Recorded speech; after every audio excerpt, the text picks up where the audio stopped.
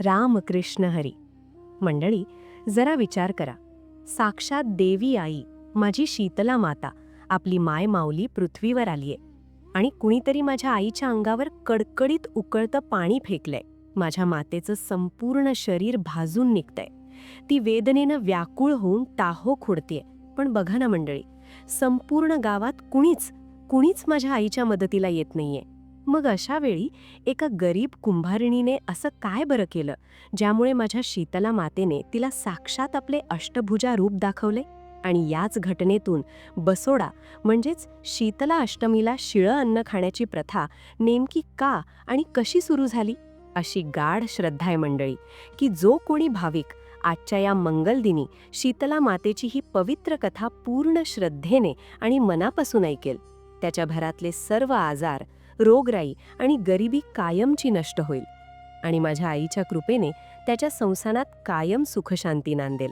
मंडळी, तुमच्यासाठी ही दुर्मिळ आणि पवित्र कथा शोधून ती तुमच्यापर्यंत आणण्यासाठी मी खूप मनापासून प्रयत्न केले आहेत.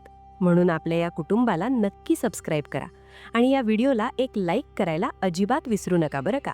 पण मंडळी, साक्षात देवीवर ही वेळ आलीच कशी? माता पृथ्वीवर का आली होती? तर घटना अशी आहे. फार वर्षांपूर्वीची गोष्ट आहे. एक दिवस कैलासावर बसल्या बसल्या शीतला मातेच्या मनात एक विचार आला. तिला वाटलं, चला आज पृथ्वीवर जाऊन पाहूया तरी माझी पूजा नेमकं कोण करतं, कोण मला मनापासून मानतं, माझ्या लेकरांची काय अवस्था आहे. असा विचार करून साक्षात देवी आईने एका सामान्य गरीब आणि वृद्ध आजीचे रूप घेतले. अंगावर जुनी आणि साधी वस्त्रे नेसून माता पृथ्वीवर आली. चालत चालत ती राजस्थानच्या डुंगरी नावाच्या एका गावात पोहोचली. त्या गावात माता एका गल्लीतून दुसऱ्या गल्लीत फिरत होती. ती पाहत होती की लोक कसे राहतात, त्यांची वागणूक कशी आहे. फिरता फिरता ती एका मोठ्या दुमजली घराजवळून जात होती आणि मंडळी, अचानक एक भयंकर घटना घडली. त्या घराच्या वरच्या मजल्यावरून कुणीतरी भात शिजवलेले कडकडीत उकळते पाणी म्हणजेच पेज थेट खाली रस्त्यावर फेकले आणि दुर्दैवाने ते उकळते पाणी नेमके खालून जाणाऱ्या त्या म्हाताऱ्या आजीच्या म्हणजेच साक्षात आपल्या शीतला मातेच्या अंगावर पडले. क्षणात मातेचं संपूर्ण शरीर भाजून निघालं. तिच्या नाजूक अंगावर मोठे मोठे पाण्याचे फोड आले. भयंकर आग आणि तडफड सुरू झाली. वेदनेने व्याकुळ झालेली ती वृद्ध माता गावभर पळू लागली. अरे, मी जळतीये, माझं अंग भासतंय, अंगाची लाही लाही होतीये, कुणीतरी मला वाचवा, माझी मदत करा लेकरांनो, असा टाहो ती फोडत होती. ती प्रत्येकाच्या दारात जात होती. पण मंडळी, त्या गावातल्या एकाही माणसाला त्या म्हाताऱ्या आजीची दया आली नाही.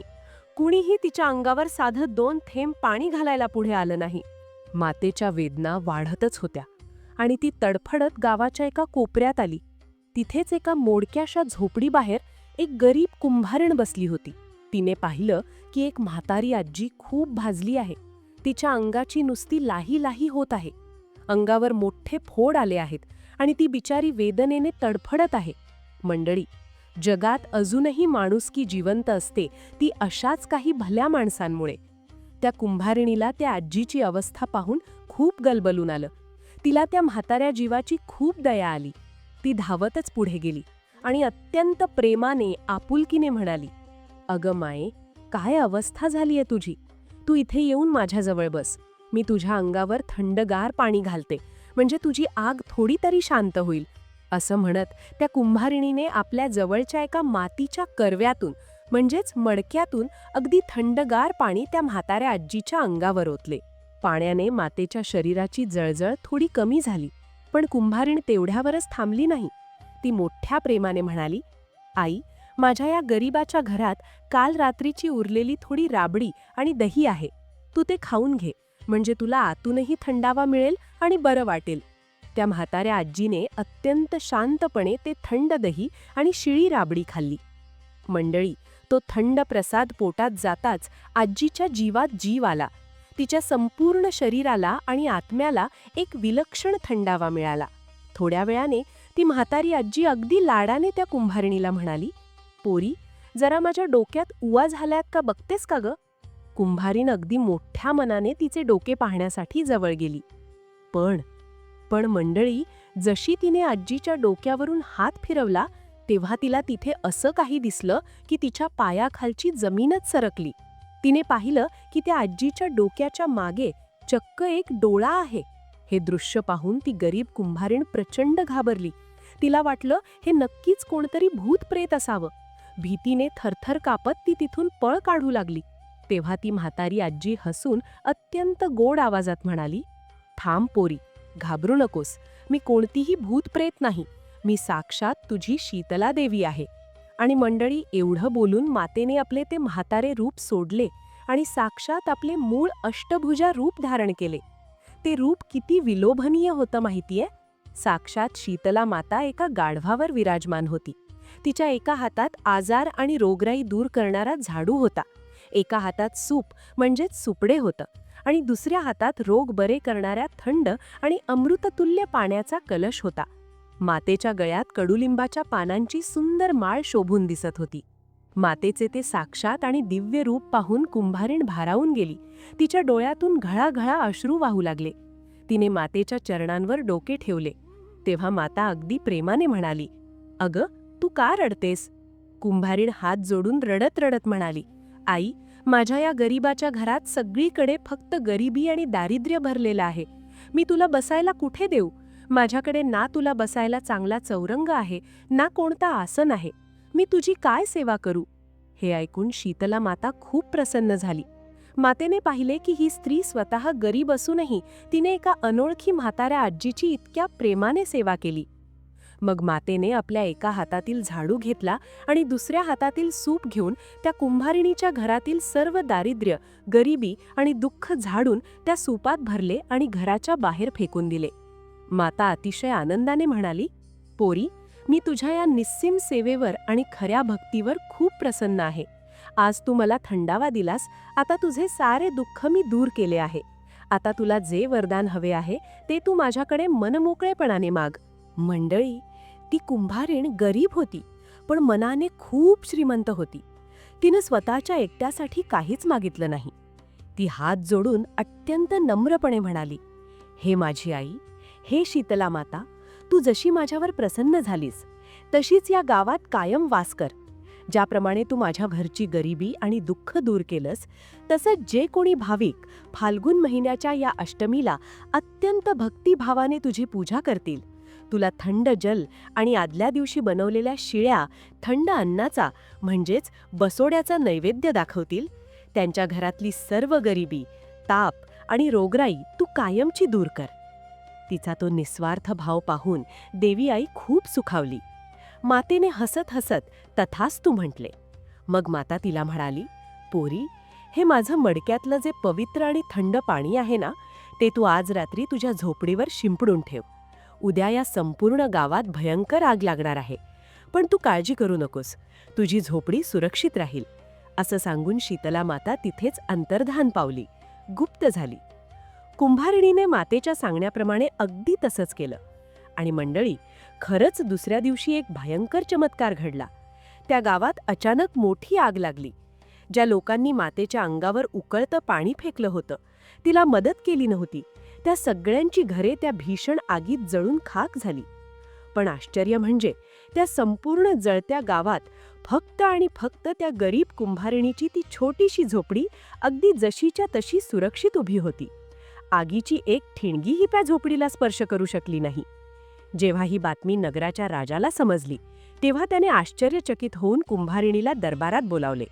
राजाने विचारले, "बाई, संपूर्ण गाव जळून राख झाला, मग तुझी झोपडी कशी काय वाचली?"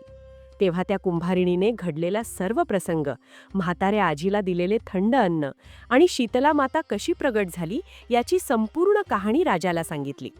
ते ऐकून राजाचे डोळे उघडले. त्याला मातेचा महिमा समजला.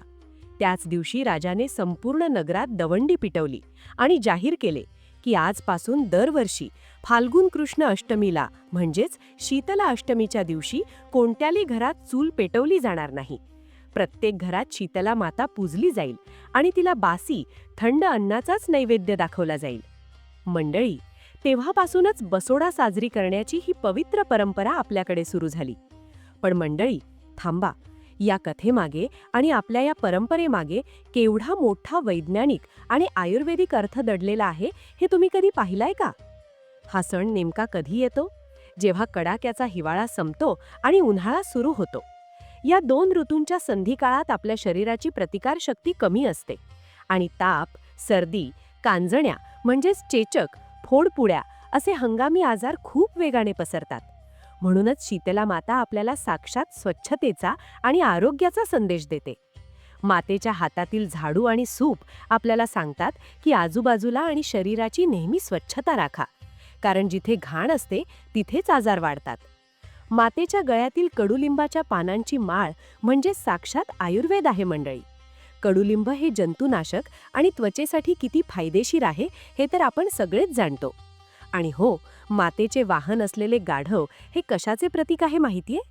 ते ज्वरासूर म्हणजेच तापाच्या राक्षसाचे प्रतीक आहे.